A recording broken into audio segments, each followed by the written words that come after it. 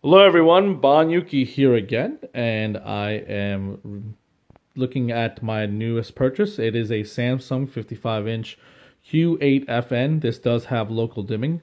And, people are going to ask me right off the bat, and I was like, well, how does this compare against your OLED in the next room? It's pretty much a no contest. The OLED is much better. Better color saturation, much better viewing angles, so on and so forth. The blacks are much better. The one thing that the reason I got this TV is because I don't buy into the QLED hype. There's a lot of people out there that say, "Oh, QLED is better," blah blah, and it's I have them both, and it's not even close. The one thing I'll say though that isn't hype is the fact that now that RetroArch supports variable refresh rates. So I figured out we'll go get a new Samsung, load up this PC here that has an RX 580, which is an AMD card, and see how it does. And sure enough, as you can see, we have FreeSync enabled. Look at that. Now let's show it again. The refresh rate jumps up and down. And I have here Samurai Showdown, which is a game notorious for the shadows just disappearing. So underneath the characters, you'll see these little round circles. And I did a video, I think about 3 years ago when I first got my G-Sync monitor. That was one of the things I noticed is that with a variable refresh rate, those little round circles that are underneath the characters they're for some reason, emulation, you just can't go without the variable refresh rate of these arcade games. You're going to just either see a black circle or it's just not going to be there at all. Whereas now with FreeSync enabled, or if someone has G-Sync, they will see those shadows. They'll see the flicker. And I'm going to test it out and make sure it does. But I already have tested out for you guys, and it does show the flickering on the shadow. So that's great. It looks like it works. This is with the latest RetroArch. This is from the build, nightly build that I just got. And they did detail this on their blog post saying that they will support variable refresh rates now. And yes, it works quite well.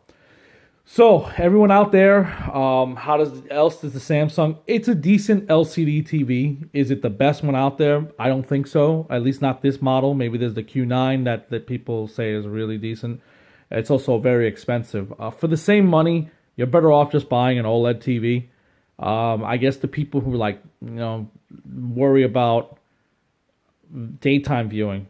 But anyway, back to this. Check it out. Oh, well, the screen, there we go. See those circles? They are not disappearing anymore. They're flickering as they should. So FreeSync is working. It's working great. So for you guys who love Mortal Kombat, you get that 53 hertz on Mortal Kombat 1. Or obviously like this. And here's another thing. The input delay is extremely low on this TV. This is a gamer's TV. It's great, actually. That is one thing I'll say, is that the input delay at 1080p with FreeSync enabled is measured at 6 milliseconds by rtings.com. I'll put a link to their review. And I've tested it out. It's pretty great. I've tried other games, and at 1080p, the RX 580 can handle 1080p no problem. So, like I said, it's a gamer's TV. Don't look at it as your primary movie screen. I wouldn't even bother watching movies on it. It's very hard to go from OLED into a decent projector to one of these. It's a step back. I did put in my my 4K player here. I tried a few movies and I just sat there and I was like, well, I wouldn't use it as my daily driver for watching content. But for playing video games, I think this is a great setup that Samsung put out there with AMD. It's a beautiful move. I would highly recommend this if you're looking for a gaming TV. This is the TV to get. They do have the NU8000. That's like the cheapest one, but it's edge lighting. So is the Q6, edge lighting. Q7, edge lighting. I wanted something with actual full array backlight, and this one's got it. I believe the 9 has it also. But matter of fact, I think the 9 is a higher end model, but I got such a good deal on this. I figured, you know what? I'll try it out. Worst comes to worst, I can return it. Well, because the input delay is so low and FreeSync does work well, I'm going to keep it. And if you have any questions or comments, please list below. And before you guys chime in, like I said, this is not versus an OLED. All right, I'm not telling you to go out and run and buy this. as your main screen. You're gonna be giving up a lot if you don't pick up the one of the OLED screens. But as a gaming TV, I believe this is the top dog.